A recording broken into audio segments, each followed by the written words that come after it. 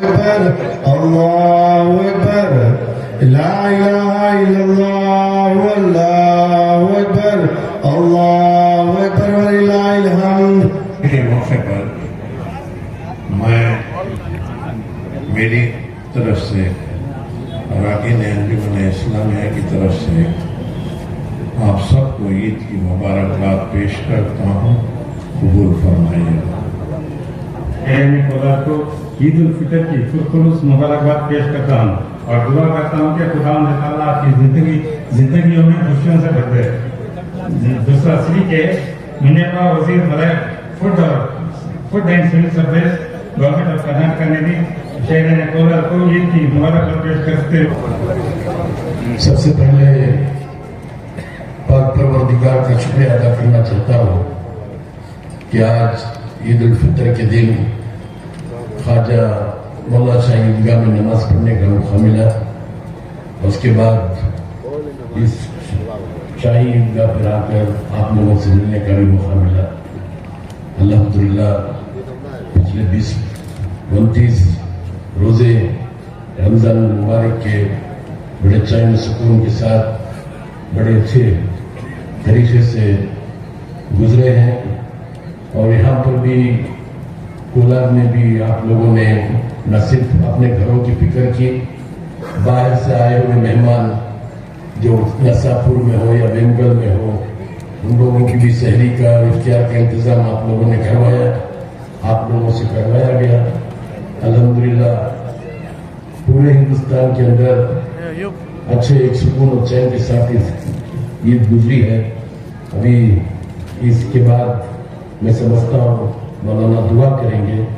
दुआ में खासकर फलस्तीन और गाजा के मुसलमानों की भी उनके बारे में भी हम दुआ करें कि अल्लाह ताला इसी तरीके से उनको भी ईद नसीब फरमाए. और इंशाअल्लाह आगे चलकर भी हम लोग भाईचारा दूसरे कौम के साथ भी अपना भाईचारा रखकर एक अच्छा माहौल बनाए. बस इन चंद अल्फाज के साथ मैं अपनी जगह लेता हूँ. अल्लाह हाफिज. ಮಳೆ ಬೆಳೆಯಾಗಲಿ, ಶಾಂತಿ ಸಮೃದ್ಧಿ ಸೌಹಾರ್ದತೆ ಪ್ರಗತಿ ಇರಲಿ. ಅದಕ್ಕಾಗಿ ನಾವೆಲ್ಲರೂ ಕೂಡ ಶ್ರಮಿಸೋಣ. Religious values customs are very important. ಅದರ ಜೊತೆಗೆ ಅಟ್ ದ ಸೇಮ್ ಟೈಮ್ ನಮ್ಮೆಲ್ಲರ ಜವಾಬ್ದಾರಿ ಇದೆ. ಸಂವಿಧಾನವನ್ನು ಕೂಡ ಗಟ್ಟಿಗೊಳಿಸುವಂತ ಕೆಲಸವನ್ನು ನಾವು ನೀವೆಲ್ಲರೂ ಕೂಡ ನಿರಂತರವಾಗಿ ಮಾಡೋಣ ಅಂತ ಹೇಳ್ತಾ ಮತ್ತೊಮ್ಮೆ ತಮ್ಮೆಲ್ಲರಿಗೂ ಕೂಡ ಒಳ್ಳೆಯದಾಗಲಿ ಅಂತ ಹೇಳಿ ಶುಭವನ್ನು ಕೋರಿ ನಾನು ಮಾತು ಮುಗಿಸ್ತೇನೆ. ನಮಸ್ಕಾರ. ಇದು ಕೂಡ ನಮಸ್ಕಾರ. ಇವತ್ತು ಪವಿತ್ರ ರಂಜಾನ್ ಹಬ್ಬದ ಶುಭಾಶಯಗಳು ತಮಗೂ ಮತ್ತು ಕುಟುಂಬದವರೆಲ್ಲರಿಗೂ ಕೂಡ.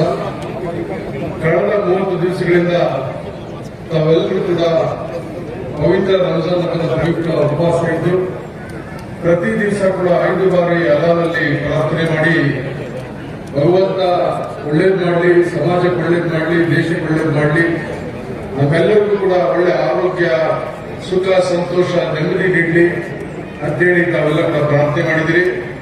ಇವತ್ತು ನಾನು ಕೂಡ ಅಲ್ಲಾಹನಲ್ಲಿ ಪ್ರಾರ್ಥನೆ ಮಾಡ್ತೇನೆ. ಎಲ್ಲರೂ ಕೂಡ ಈ ದೇಶದ ಎಲ್ಲರೂ ಕೂಡ ಹಿಂದೂಗಳು, ಮುಸಲ್ಮಾನರು, ಕ್ರೈಸ್ತರು, ಪಾರಸೀಕರು, ಎಲ್ಲರೂ ಕೂಡ ಜೈನರು ಎಲ್ಲರೂ ಕೂಡ ಒಗ್ಗಟ್ಟಾಗಿರ್ಬೇಕು. ದೇಶದ ಒಗ್ಗಟ್ಟನ್ನ ಕಾಪಾಡಿಕೊಂಡು ಹೋಗ್ಬೇಕು, ಸಾಮರಸ್ಯವನ್ನು ಕಾಪಾಡಿಕೊಂಡು ಹೋಗ್ಬೇಕು, ನಾವೆಲ್ಲ ಸಹಬಾಳ್ವೆಯಿಂದ ಇರಬೇಕು ಅಂತೇಳಿ ಅಲ್ಲಾಹನಲ್ಲಿ ಪ್ರಾರ್ಥನೆ ಮಾಡ್ತೀನಿ. ಮತ್ತು ವಿಶೇಷವಾಗಿ ಕೋಲಾರ ಮತ್ತು ಕೋಲಾರ ಜಿಲ್ಲೆಗೆ ಭಗವಂತ ಒಳ್ಳೇದು ಮಾಡಲಿ, ಒಳ್ಳೆ ಮಳೆ ಬೆಳೆ ಎಲ್ಲ ಆಗಲಿ. ಯಾರ್ಯಾರು ಯಾವ್ಯಾವ ವೃತ್ತಿಯಲ್ಲಿರ್ತೀವಿ ಆ ವೃತ್ತಿಯಲ್ಲಿರ್ತಕ್ಕಂಥವ್ರೆಲ್ಲರಿಗೂ ಕೂಡ ಯಶಸ್ಸನ್ನು ಸಿಗಲಿ ಅಂತೇಳಿ ಪ್ರಾರ್ಥನೆ ಮಾಡ್ತಾ ನೀವೆಲ್ಲ ಕೂಡ ಇವತ್ತು ದೇವರು ನಿಮಗೂ ಕೂಡ ಒಳ್ಳೇದು ಮಾಡಲಿ ಪ್ರಾರ್ಥಿಸ್ತಾ सबको ईद मुबारक. एक साल हो गए इलेक्शन होके, आप सभी ने हमको भरपूर प्यार दिया, एकजुट होके मुझे आशीर्वाद दिए.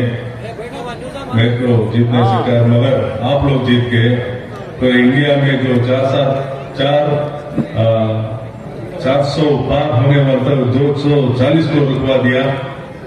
इंडिया सेफ हो गए, इसीलिए आपको मुबारक देता हूँ. अस्सलाम वालेकुम. ಎಲ್ಲರಿಗೂ ರಂಜಾನ್ ಹಬ್ಬದ ಶುಭಾಶಯಗಳು.